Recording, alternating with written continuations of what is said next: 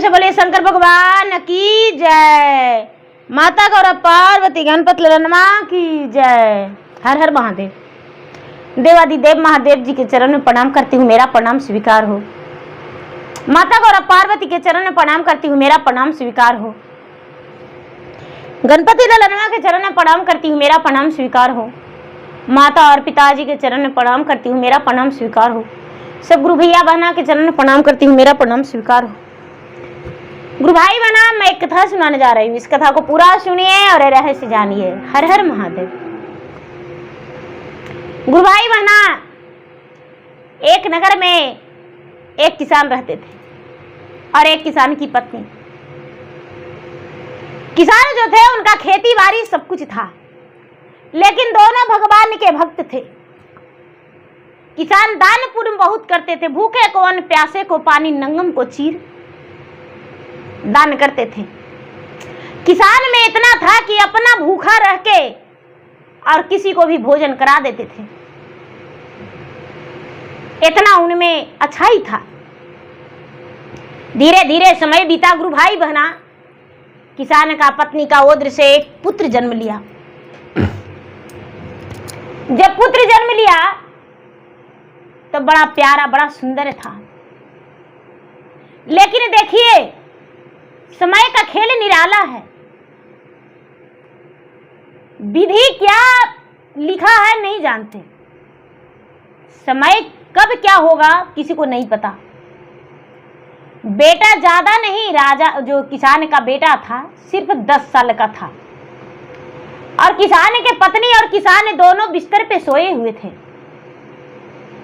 एक जहरीली नागिन गई और दोनों को पांव में डस ली। राजकुमार छोटा था, बेचारा किसान का बेटा। अपने माता पिता को देखा कि मेरे माता पिता सोए हैं, जाग नहीं रहे हैं। गांव के लोगों को बुलाने गया। आज मेरे माता पिता बहुत नाराज हैं मुझसे, पता नहीं क्यों मुझसे बातें नहीं कर रहे हैं। आप लोग चलिए। अगल बगल के पड़ोस का लोग आए। दीदी दोनों को हिला डोला कर देखे, लेकिन वो तो उनका दम निकल चुका था, सोने का पिंजरा टूट चुका था, और जो सुंदर तोता था वो तोता उड़ चुका था। तोता तो था ही नहीं। अब क्या होता है, अगल बगल के लोग बोले कि बेटा तुम्हारे पिता स्वर्ग सिधार गए हैं, तुम्हारे पिता अब जीवित नहीं है। बेचारा रोने लगा, हम किसके सहारे रहेंगे? हे भगवान, मेरे माता पिता दोनों को आप ले लिए, कौन मुझे रोटी देगा, कौन मुझे वस्त्र देगा? उसका रट हो गया कि हे भगवान, मुझे कौन रोटी देगा। उसका मामा और मामी थे, किसान के पत्नी का भाई और भौजाई रिश्तेदार में आए क्रियाकर्मठ में। सब लोग बोले कि भाई रिश्तेदार में आप मामा मामी हैं तो सोनू को लेकर अपना घर चले जाइए। मामी कहती है कि नहीं, अपना बेटा के, मुझे 4 बेटा है, अपना बेटा के कलेजा पे मूंग दलने के लिए मैं अभागा के नहीं ले जाऊंगा। यदि इस अभागा को हम ले जाएंगे तो मेरा भी मृत्यु हो जाएगा। एक तो एक को जन्म लिया माता के उदर से, और इसको जन्म लेने के बाद कोई भी जन्म नहीं लिया, इसीलिए हम नहीं ले जाएंगे इसे। सोनू का एक मौसी थी, वो भी कर्मठ में आई हुई थी। उन्हें भी बोला गया कि भाई आप इसे लेकर चले जाइए, बेटा मान के पोस लीजिएगा, बाकी तो इसका प्रॉपर्टी है, तो अपना बड़ा होगा तो आपको कोई दिक्कत नहीं होगा। सोनू की मौसी बोलती है कि नहीं,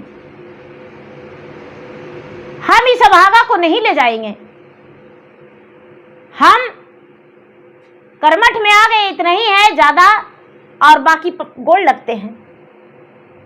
और सारे परिवार रिश्तेदार चले गए, सोनू को रखने के लिए कोई तैयार नहीं हुआ। कहते हैं दीदी कि सुख का भागी सब कोई, दुख का भागी कोई नहीं। सुख में सुमरन सब करे, दुख में करे न कोई, और दुख में सुमरन वो करे तो सुख में सुमरन वो करे तो दुख काहे को होई। सारे परिवार चले गए, सोनू अकेला रटता रह गया। हे भगवान, मुझे रोटी कौन देगा, वस्त्र कौन देगा। याद आया कि अरे मेरी माँ तुलसी में जल डालती थी, तुलसी सूख जाएगा, तुलसी में जल डाल देंगे। याद आया कि हे भगवान, मेरी जो माँ थी वो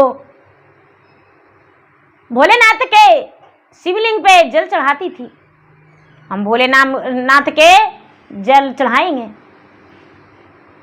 वो जल चढ़ाता था और कहता था, हे भगवान, तूने मुझसे क्यों रूठा, मेरे माँ को क्यों छीन लिया, तूने मेरे माँ को क्यों छीन लिया। उसका यही आवाज था, मुझे रोटी कौन देगा, पानी कौन देगा, भोजन कौन देगा, कपड़ा कौन देगा। उसके अलावा उसका कोई जवाब नहीं निकलता था। जो भी उसके घर में अन्न पानी था, बेचारा अपना कूट पीस करके खाता था, किसी तरह से सिझा बना के। लोगों से काम मांगता था, कोई काम नहीं देता था। एक दिन एक सब्जी वाला बोला कि बेटा, मेरा जो है सब्जी का खेत है, सुबह सुबह मेरा सब्जी तोड़ के इकट्ठा कर देना, तुम्हें हम 10 रुपया रोज देंगे। सोनू को लगा, अरे 10 रुपया तो देगा ना, 10 रुपया में तो कुछ ना कुछ हो ही जाएगा। 10 रुपया रोज सोनू कमाने लगा। धीरे धीरे धीरे धीरे समय बीतने लगा। समय बीतते बीतते बीतते बीतते सोनू बड़ा सा हो गया, 12-13 साल के हो गया। सोनू का रट यही था कि भगवान ने रोटी कौन देगा, मेरे माँ को छीन लिए, पिताजी को छीन लिए, मुझे पानी कौन देगा, वस्त्र कौन देगा। माता मेरा चली गई, मेरे पिताजी भी चले गए। एक दिन के बात है गुरु भाई बहना कि सोनू दरवाजे पर बैठ के जोर जोर से रोने लगा। उसका कलेजा चूर चूर हो रहा था। भूखा प्यासा सोनी, उसके पास एक अन्न नहीं था, और भूखा प्यासा सोनू जोर जोर से रोने लगा। जो किसान के सब्जी तोड़ता था वो किसान आया दौड़ता भागता, बोला, बेटा तू क्यों रो रहा है। क्या बताऊं, मेरे पास भोजन नहीं है। वो 2 रोटी दे दिए और बोले, बेटा खा लेना। सोनू जैसी थाल में रोटी खाने को लिए रखा, एक वृद्ध व्यक्ति, एकदम वृद्ध बुढ़िया, कम से कम तो 200 वर्ष की बुढ़िया, जुलजुल बूढ़ी, चलने का ताकत नहीं, पांव उनका लड़खड़ा रहा था, डंडा इधर उधर हो रहा था। बुढ़िया आके दरवाजे पर खड़ी हो गई सोनू का और कहती है, अरे बेटा कुछ भोजन करा दो बेटा। सोनू का आंख में तो आंसू था, 2 रोटी पड़ा था। सोनू सोचता है कि अरे मेरे पास 2 ही रोटी है। सोनू बोला, माँ क्या बताऊं माँ, मेरे पास सिर्फ 2 रोटी और मेरे माँ पिताजी नहीं, कोई नहीं है, मैं दिन भर का भूखा हूं, शाम होने वाला है। बूढ़ी माँ बोली, बेटा तू तो दिन भर का भूखा है बेटा, मैं तो 4 दिन से भूखा हूं। सोनू का कलेजा फट के दहल गया।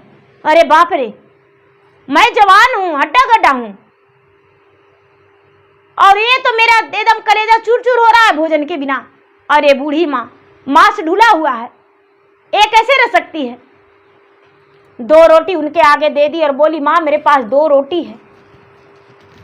2 रोटी माता खा लिए, बूढ़ी माता खा लिया। उसके बाद कहते हैं, बेटा तू क्यों इतना जोर जोर से रो रहा था, आज तो तुम्हारा हिस्से का मैं खाना भी खा गया। सोनू कहता है, कोई बात नहीं माँ, हम जल पीकर सो जाएंगे। बेटा तू भगवान के पास क्यों नहीं चला जाता है, भगवान से दर्शन कर लेता, सारा कष्ट तुम्हारा दूर हो जाता। सोनू कहता है, भगवान कहाँ रहते हैं माँ, बेटा भगवान कैलाश पर्वत पे रहते हैं, जाओ कैलाश पर्वत पे भगवान से दर्शन करना। बोलता है माँ मेरे पास रास्ते में जाने के लिए भोजन नहीं है माँ, कितना वर्ष लगेगा? बेटा ये सफर बहुत लंबा है, जाओ। सोनू सोचता है कि अरे हम 10 रुपया रोज सब्जी वाला से कमा लेते हैं, भोलेनाथ के रोज दूध चढ़ा देते हैं और तुलसी में जल डाल देते हैं, हम क्यों जाएंगे? ये भगवान नहीं है, कैलाश पर्वत पे जाएंगे तभी भगवान मिलेंगे, ऐसा नहीं हो सकता है। वो बस छोड़ दिया उस ध्यान को और अपना किसान के सब्जी रोज तोड़ते रह गया। धीरे धीरे धीरे धीरे समय बीतता चला गया, लेकिन दुख का निवारण नहीं हुआ। सोनू का दुख लगले रह गया, किसी दिन भोजन मिलता, किसी दिन नहीं मिलता।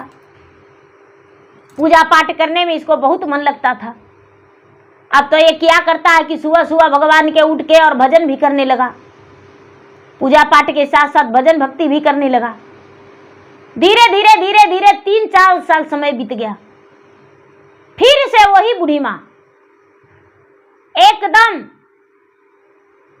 सुंदर सुशील रूप में बुढ़िया बन के पूरा बती सबरन मतलब पूरा गहना तन पे जड़ा हुआ है, हाथ में लाठी लिए और फिर दरवाजे पर गए। बेटा तुम मुझे खाना दोगे? सोनू बोला अरे माँ कुछ दिन पहले तुम ही आई थी, खाना मांगी थी ना। हाँ। अरे आज तो तू ऐसा दिख रही हो। हाँ बेटा हम भगवान से दर्शन करके आए हैं और भगवान ने मुझे आशीर्वाद दिए हैं। अच्छा माँ ऐसी बात है? तो हाँ। अच्छा भगवान के पास जाने में कौन रास्ता पड़ेगा?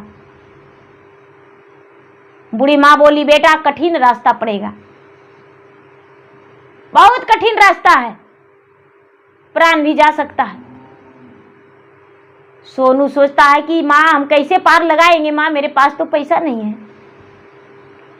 बिना पैसा के हम भगवान से दर्शन कैसे करेंगे?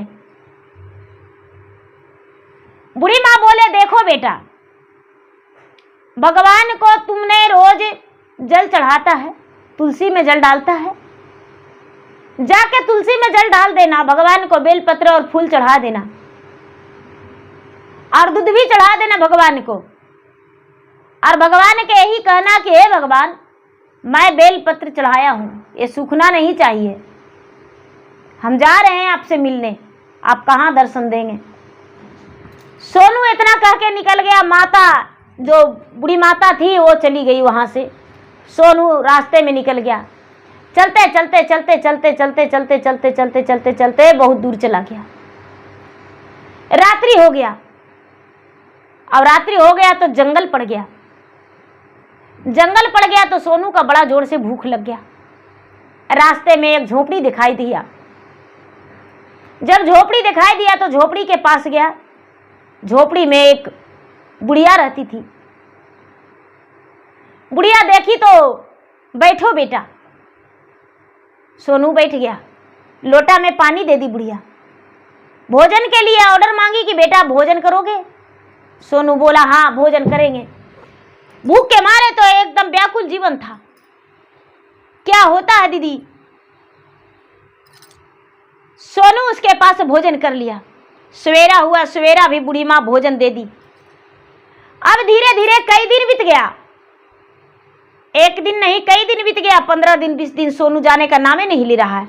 अरे मेरा तो ऐसो आराम का जिंदगी है, बुढ़िया के पास तो रोज भोजन मिल रहा है। एक दिन देखता है कि अरे बुढ़िया सुबह उठ के भोजन देकर मुझे कहाँ जाती है, हाथ में कुल्हाड़ी लेकर। सोनू देखा कि बुढ़िया जंगल की ओर जाती है और जंगल के ओर जाके और लकड़ी काट के गांठ बना के बेचने जाती है बाजार में और उधर से अनाज लेकर आती है। हम कितना कुकर्मी हैं, कितना बेशरम हैं जो इस बुढ़िया के कमाया हुआ धन पे अपना अड्डा जमा लिए हैं। जब बुढ़िया बेचारी लकड़ी बेच के घर आई, सोनू बोला माँ तू कौन काम करती हो? और तुम मुझे खाना किस लालच में देती हो? बेचारी बुढ़िया बोली, क्या कहूं बेटा, इसी रास्ते से सब जाते हैं कैलाश पर्वत पे। हमें लगता है कि किसका आशीर्वाद मेरा बेटी को लग जाए। मेरा बेटी जो है नहीं बोलती है और नहीं सुनती है, गूंगी भी है, बहरी भी है, अंधी भी है, लंगड़ी भी है। उसी का मैं सेवा में लगा हुआ रहता हूं। अब हो सकता है किसी का आशीर्वाद लग जाए जो मेरा बेटी का आवाज निकल जाए, मेरी बेटी का ब्याह हो जाए। मेरा बेटी कुमारी कैसे रह सकती है? एक गुरु भाई बना। सोनू बोला, माँ तो भगवान से दर्शन करने क्यों नहीं चली जाती? और बुढ़िया बोली, बेटा मैं कैसे जाऊं? मैं तो प्रतिदिन भगवान के दर्शन रोज घर ही में पूजा पाठ करती हूं। मेरा बेटी एक बोझ है, इसे लेकर नहीं जा सकता। माँ मैं जा रहा हूं भगवान से दर्शन करने। बुढ़िया बोली, बेटा मेरे बेटी के लिए जरूर कुछ ना कुछ मांग के लाना, जिसमें मेरा बेटी ठीक हो जाए। बोले ठीक है। सोनू जब निकलने लगा तो बुढ़िया चना दी और गुड़। बोली बुढ़िया कि देखो बेटा, जब तुम्हें भूख लगेगा थोड़ी सी चना मुंह में ले लेना, चबाने लगना, तेरा पेट भर जाएगा। ये चना तुम्हारा खत्म नहीं होगा। जाओ बेटा लेकर जाओ, ये भगवान का दिया हुआ आशीर्वाद है, तुम्हारा चना खत्म नहीं होगा। सोनू चना ले लिया और गुड़ दीदी घर से निकल दिया झोपड़ी से, बुढ़िया की झोपड़ी से।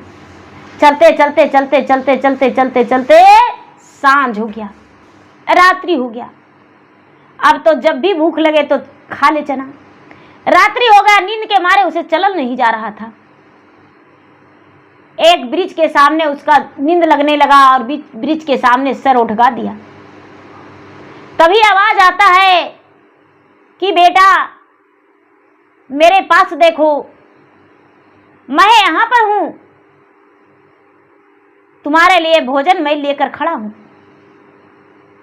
एक गुरु भाई बहना देखता है चारों ओर कोई दिखाई नहीं दिया। सोनू फिर से ब्रिज के डाल पे उठगने लगा। फिर से आवाज आया, बेटा तुम्हारे लिए मैं भोजन लेकर खड़ा हूं, बेटा इस भोजन को कर लो। और यहां देखो तुम्हारे लिए मैं बिस्तर लगा दिया हूं, इस बिस्तर पे सो जाओ। सोनू चला गया, देखता है कि एक महात्मा है। महात्मा दे दिए भोजन। सोनू भोजन कर लिया और बिस्तर पे लेट गया। सवेरा हुआ तो सवेरा फिर से महात्मा भोजन दे दिए और भोजन कर लिया। सोनू, आप कहाँ जा रहे हैं बेटा? सोनू बोला, महाराज मैं तो भगवान से दर्शन करने जा रहा हूं। भगवान कहाँ मिलेंगे? महात्मा बोले, देखो बेटा तुम दर्शन तो करने जा रहे हो, लेकिन मेरे लिए एक सवाल पूछ के आना। महाराज क्या? मैं दर्शन तो करने जा रहा था, लेकिन मेरा प्राण निकल गया, अब दर्शन नहीं हो पाया। मैं सबको भला करता हूं, मेरा मुक्ति कब मिलेगा और कैसे मुझकी प्राप्ति होगा? सोनू बोला, महाराज अवश्य पूछेंगे। वहां से चल दिया। चलते चलते चलते चलते चलते चलते चलते चलते गुरु भाई बहना चलते चलते जब सोनू आगे बढ़ा तो एक गैया थी, उसका सोने का सींग बढ़ा हुआ था और जो पोछ था हीरा रतन जड़ा हुआ था। वो गैया जा रही थी, शाम हो चुका था, सोनू थक चुका था। अब सोनू को लग रहा था कि हमें आराम करना है, और लेकिन खाएंगे क्या? अच्छा चना है, थोड़ी सी खा लेंगे। गैया पूछती है, अरे तू कौन हो और कहाँ जा रहे हो? क्या तुम भी शिवलोक जा रहे हो? सोनू सुनकर हैरान हो गया और देखता है कि अरे गैया ये तो मनुष्यों की भांति बोल रहा है। हाँ गौ माता, मैं तो शिवलोक जा रहा हूं, मैं कैलाश पर्वत पे जा रहा हूं महादेव से दर्शन पाने के लिए। गैया कहती है, हे पुत्र लगता है मेरा भी पांव थक चुका है, अब ना पहुंच पाएंगे। मैं तो 6 महीने से लगातार रास्ते चल रही हूं, लेकिन अब मेरा पांव लड़खड़ा रहा है। यदि तू पहुंच जाओगे तो मेरे लिए एक प्रश्न पूछकर आना। गैया बोली जब सोनू के, तो सोनू बोलता है, माता आपके लिए क्या पूछेंगे?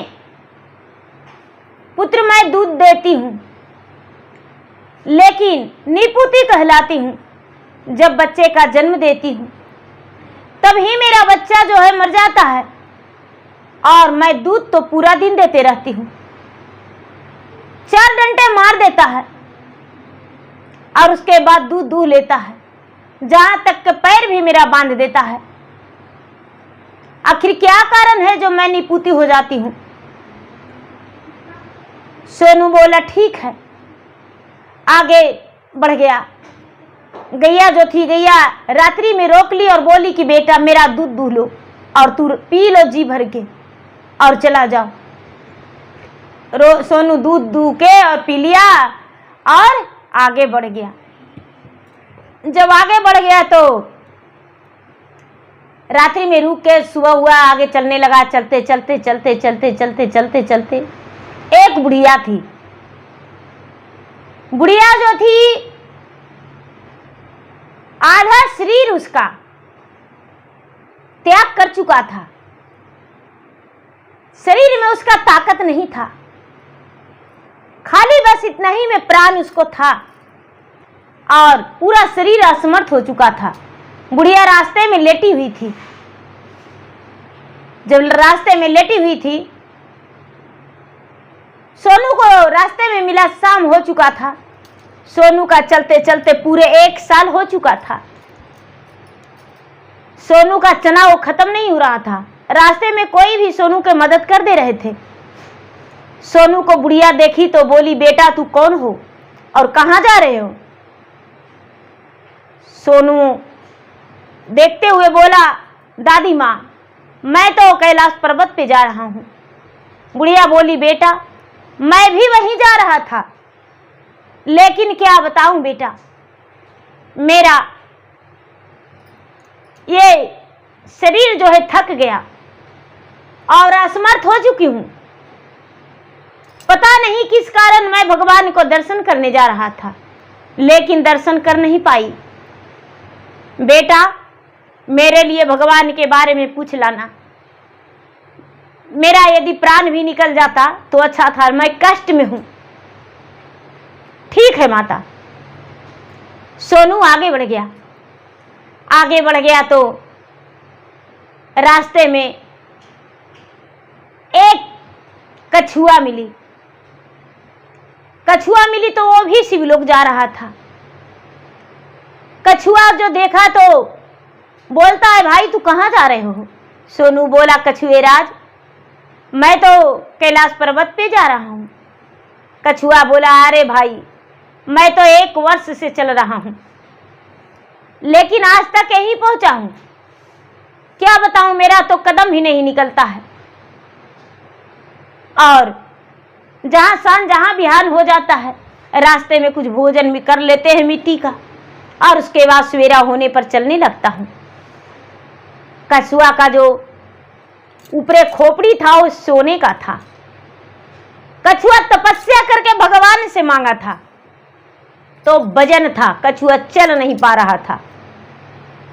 ये सोनू हाथ में उठा लिया। कछुआ बोलता है, नहीं नहीं नहीं, मेरा हाथ में मत उठाओ। कछुआ बोला, मैं 3000 वर्ष का हो गया हूं, लेकिन आज तक मेरा मृत्यु नहीं हुआ है।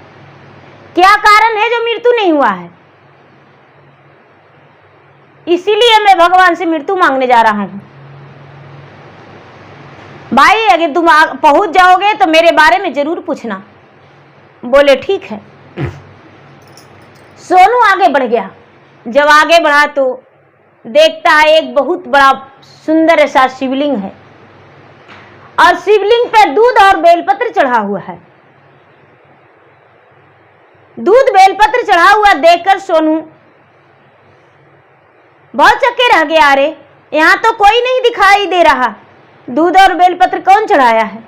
चारों तरफ देखते हुए सोचता है मैं भी क्यों ना स्नान कर लूं और मैं भी भगवान को जल और दूध चढ़ा देता हूं। एक घड़े में दूध रखा हुआ है, दूध चढ़ा देंगे और उसके बाद भगवान के खोजेंगे। सोनू स्नान करके और भगवान को जल चढ़ाया, दूध चढ़ाया और उसके बाद ध्यान में लग गया, हे भगवान अब मैं हार चुका हूं। कैलाश पर्वत कहां पे मुझे नहीं पता, लेकिन पर्वत तो पूरा आ गया हूं। हे भगवान, क्या मुझे भगवान से दर्शन नहीं होगा? आकाशवाणी हुआ सोनू का, हे पुत्र, तूने तो कैलाश पर्वत पे पहुंच गया है, भगवान के तुम्हारा मार्गदर्शन होने वाला है। आंखें खोलो सोनू, आंखें खोलो। जब सोनू आंखें खोला तो देखता है कि भगवान यहाँ पे बैठे हुए हैं। हे जटाधारी महाराज, क्या आप महादेव हैं? हाँ मैं महादेव हूं। भगवान कहते हैं सोनू से, हाँ मैं महादेव हूं। हे पुत्र, क्या कारण है जो तू कैलाश पर्वत पे आया है इतना छोटी सी उम्र में? सोनू आंखों में आंसू लेते हुए बोला, हे गुरुवर, हे महात्मा, हे भगवान, मेरा माता का भी हरण हो गया, मेरे पिता का भी। मेरा संसार में कोई नहीं रहा, परिवार रिश्तेदार मुझसे मुंह फेर लिए। मैं कहां जाऊं, मुझे समझ में नहीं आता है। मैं तो एक किसान के यहाँ 10 रुपये में काम करता था, लेकिन फिर भी मेरा पेट नहीं भरता था। मैं कौन सा काम करता जो मेरा जीवन पालन होता। भगवान कहते हैं, हे पुत्र, तुम्हारा यहाँ आने को कौन मार्गदर्शन दिया? ओ बूढ़ी माता, बूढ़ी माता, वो बूढ़ी माता वहां पर बैठ गए। अरे माता जी, आप तो रास्ते में कहीं नहीं मिले और आप यहाँ पर? हाँ, मैं यहाँ पर कैलाश पर्वत पे रहती हूँ, मेरा घर कैलाश पर्वत पे है। मेरा नाम गौरी है, मैं तीनों लोक का माता हूँ, जगत माता हूँ, जगत माता कहलाती हूँ। हे पुत्र, जो मेरा भक्त दुखी में रहता है उसका मैं मदद करता हूँ। सोनू मुस्कुराते हुए बोला, माता तो आप जगत जननी, आप घर घर जाते हैं? हाँ। भगवान कहते हैं, बोलो पुत्र, तुम्हें क्या चाहिए? सोनू कहता है, हे भगवान, मैं आपसे मिलने आया था, आपसे तो मिल लिया, लेकिन मुझे ये चाहिए। रास्ते में एक बुढ़िया मिली थी, उसका एक बेटी है, वो गूंगी भी है, बहरी भी है, अंधी भी है, लंगड़ी भी है।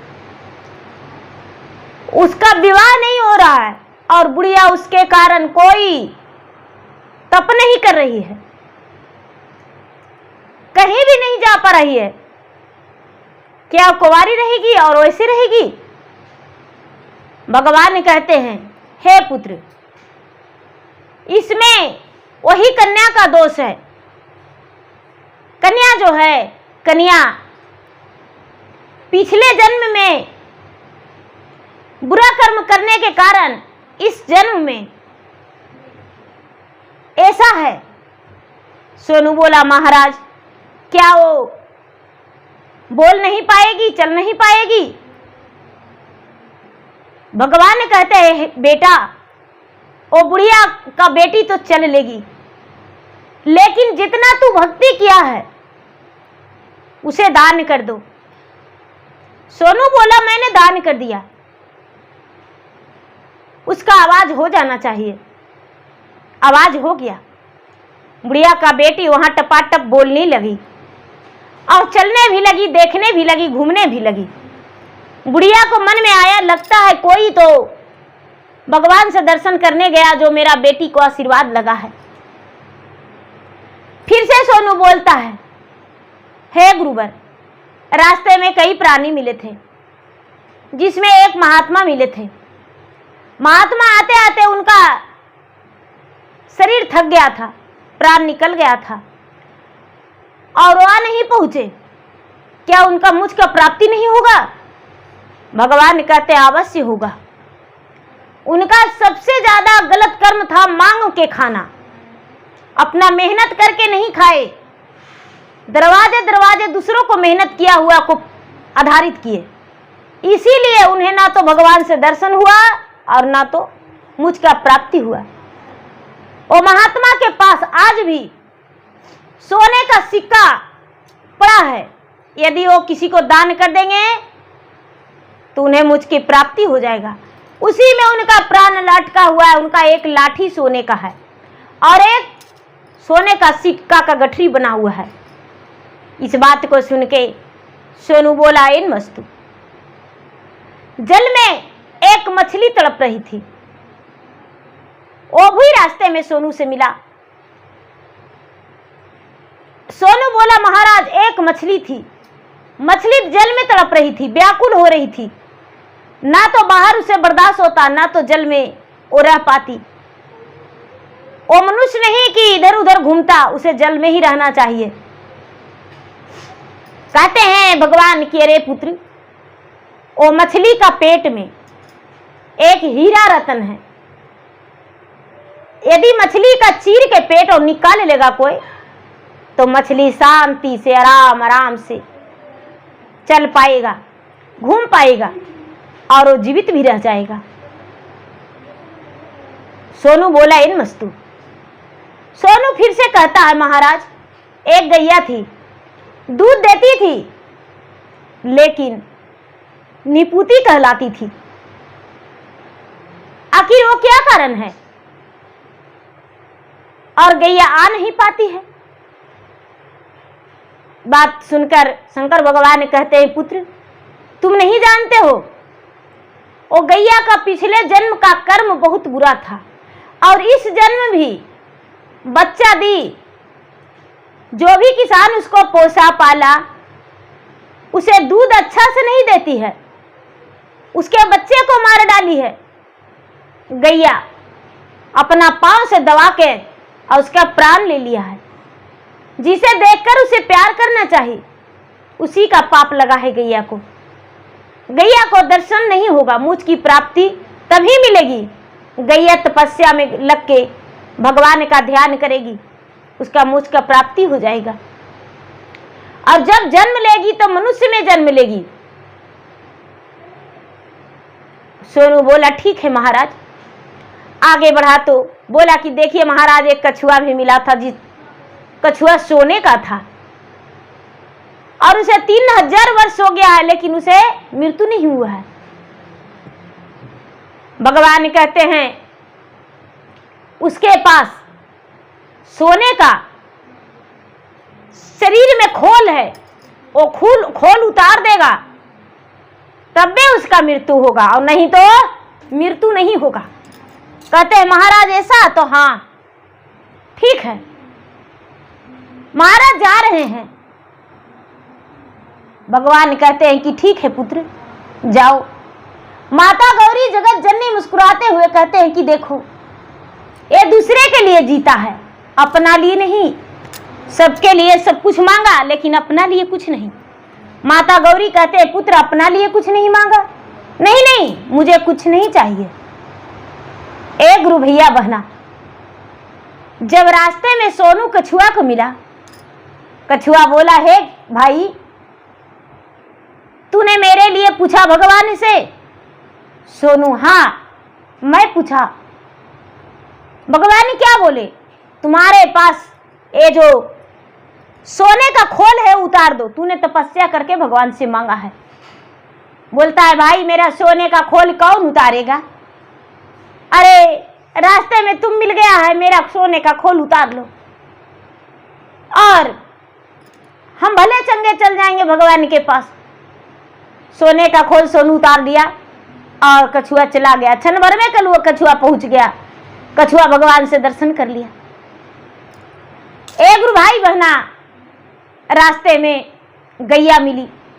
गैया को भी बताया सोनू। गैया भगवान को ध्यान किया, तपस्या किया, उसे मुझ का प्राप्ति हो गया।